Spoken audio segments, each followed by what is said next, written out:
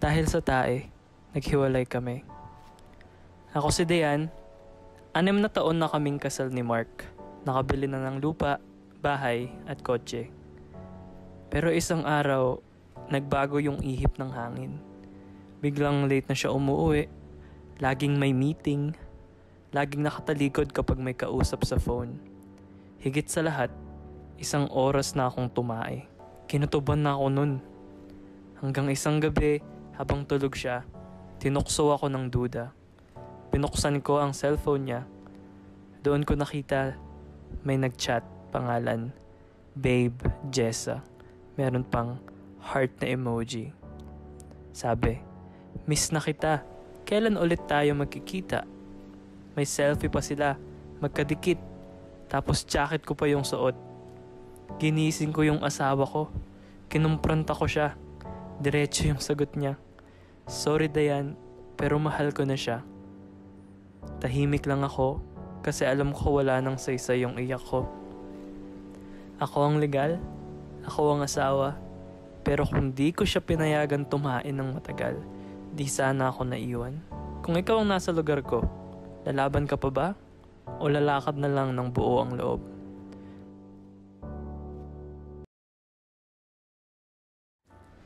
Hindi horror, pero para sa akin traumatic. Sigurado akong lahat tayo nakipagbiruan sa ating mga kapatid nung bata pa tayo. Minsan masaya, minsan nakakatuwa, minsan nakakasakit. Pero di ko malilimutan yung bangayan namin ng kapatid ko nung elementary pa lang kami. For context, naghalo kasi mga jeans ng nanay at tatay ko sa kanya, kaya wala talaga siyang kamukha. Naalala ko isang gabi, maghahapunan kami, pero binibiro ko siya na ampon lang siya. Sabi ko, ampon ka lang, wala kang kamukha. Banat niya naman, ikaw yung ampon kasi si mama maganda pero ikaw pangit. Sabi ko ulit, aksidente ka lang. Sabi niya, dapat pinutok ka na lang ni Papa sa kama. Nagbalikan lang kami ng biruan na ampon ng isa't isa hanggang mapuno yung nananahimik kong nanay. Sabi niya, manahimik nga kayong dalawa. Natakot kami pareho ng kapatid ko. Dagdag pa ng nanay ko, ang ingay-ingay nyo. Wala sa inyong ampon. Tapos tumingon siya sa akin, tinuro ako at sinabi, at kung meron mang aksidente, ikaw yon. Gusto ko na lang sana tumakbo sa time na yun, pero gutom na gutom talaga ako. Kung kayo, tatakbo ba kayo o magtitiis? Comment nyo sa baba, kasi ako, hurt pa din. May kwento ako tungkol sa taong mapagpanggap. Ako si Emil, 19 anyos. Hindi ako mayaman pero proud ako sa simpleng buhay namin. Tricycle driver papa ko, tindera naman mama ko. Isang kayod isang tuka talaga, pero wala naman kaming magagawa. Meron kaming kapitbahay, pangalan niya Bogs. Barkada ko siya noon. Alam niyo yung mga taong sumikat ng konti nagbago na? Ganun siya. Mula nang matuto mag-TikTok, lagi nang naka-shades, lagi nang naka-jacket kahit tanghaling tapat. Tapos bukang bibig palagi. Hustle king, big moves, tapos passive income. One time, nag-post siya ng litrato, nasa ibabaw ng bagong motor. Tapos yung caption, dreams do come true. Salamat Panginoon. Syempre ako na proud, promise. Inisip ko, ayos pala to ah. Tahimik lang pero kumikita. Hanggang sa isang araw napadaan ako sa kanila. Narinig ko yung pinsan niya. Sabi, sana yung helmet ko? Dali, gagamitin ko na yung motor ko. Ayun na, motor pala ng pinsan niya yun. Kaya tanong ko lang, okay lang bang magbago ang tao kung hindi pa din talaga nagbabago ang kapalaran niya? Comment mo sa baba. Kung wala ka pa, okay lang ba magpanggap?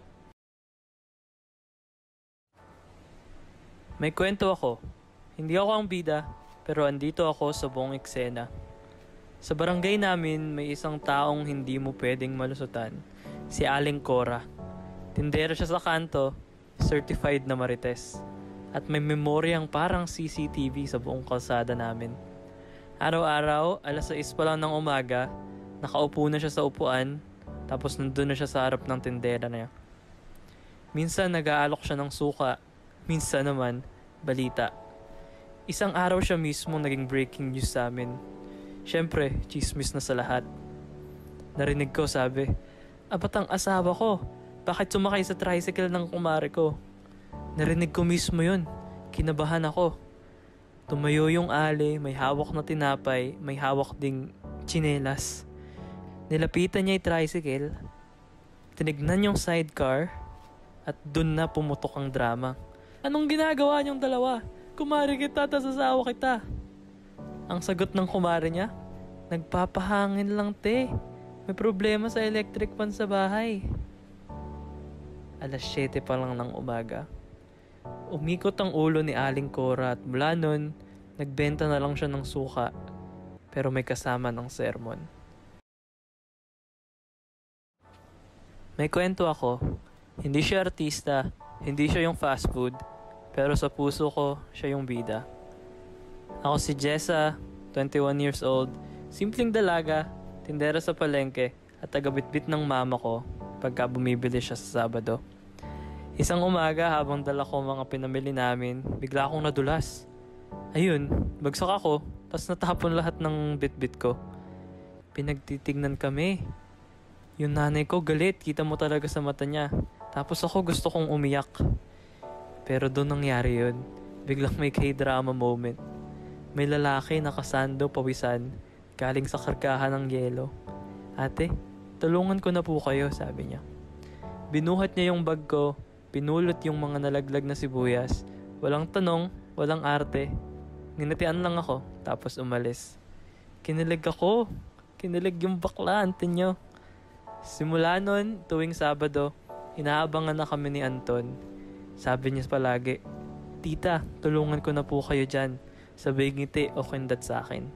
Isang araw, sinabihan ni Mama si Anton, "Anak, ikaw na nga sumama sa amin. Mas kampante ako pag nandyan ka." At doon ko na-realize, si Mama at puso ko, pareho na pala may gusto sa kanya. Pero hindi ako nag-iisa, kahit ako lang dapat yung nandun.